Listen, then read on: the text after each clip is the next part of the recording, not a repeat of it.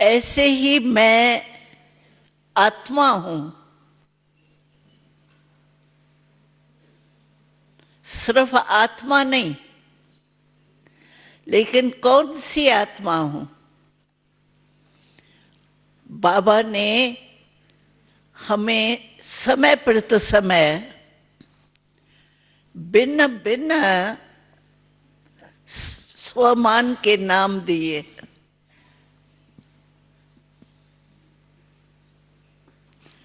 वो नाम भी हमें इतना ही नेचुरल याद है। ये नाम तो किसको भी नहीं भूलता है कोई जिसको अपना नाम भूल जाता हो? भूलने की कोशिश भी करे तो भी नहीं भूलेगा। ऐसे ही जो बाबा के भगवान ने हमें नाम दिए हैं,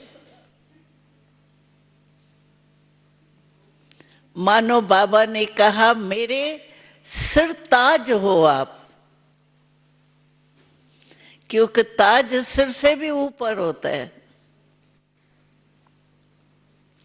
हमें याद है जब साकार में बाबा थे तो बाबा का ये पांडव भवन का जो कमरा है ना, तो वहीं पांडव भवन ही था तभी तो पांडव भवन में हम रहते थे। बाबा का जो कमरा है उसमें बाबा कोई भी आते थे ना अच्छे भावुक, तो उन्हों को बाबा चित्र लेके खुद ही समझाता था। बाबा को चित्रों का बहुत प्यार, चित्रों का रिगार्ड इतना बाबा को रहता था। चित्र जरूर समझाओ, चित्र जरूर समझाओ, ये आपके ज्योग्राफी, हिस्ट्री और ज्योग्राफी है। तो बाबा नीचे गद्दी पर बैठते थे।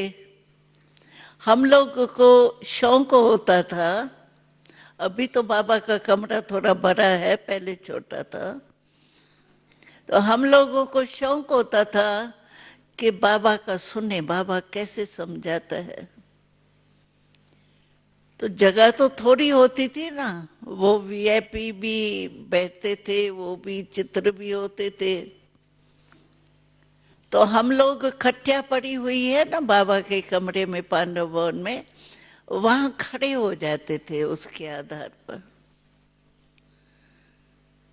तो बाबा की नजर जब जाती थी ना बच्चे खड़े हैं, तो बाबा कहता था खड़े क्यों हो बाबा, आप नीचे बैठे और हम खटिया पर बैठेंगे क्या? बाबा कहते थे क्यों बच्चे, ऐसे नेचुरल बोलता था, क्यों बच्चे तुम बाप के सरताज नहीं हो? क्या कहेंगे, मुस्कुराएंगे। हम कहते थे वो तो है, लेकिन ऐसे बैठेंगे कैसे खटिया पर? बाबा कहता था मैं शुरू ही नहीं करूंगा जब तक तुम बैठेंगे नहीं। तुम तो मेरे सिर के भी, मेरे सिर पर भी ऊपर हो ताज,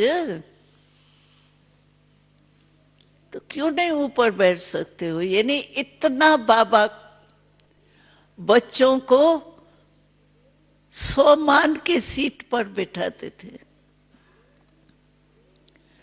तो हमारे सम्मान के नाम कितने हैं, लिस्ट हर एक के पास होंगी। कभी बाबा नूरे जहान कहते हैं,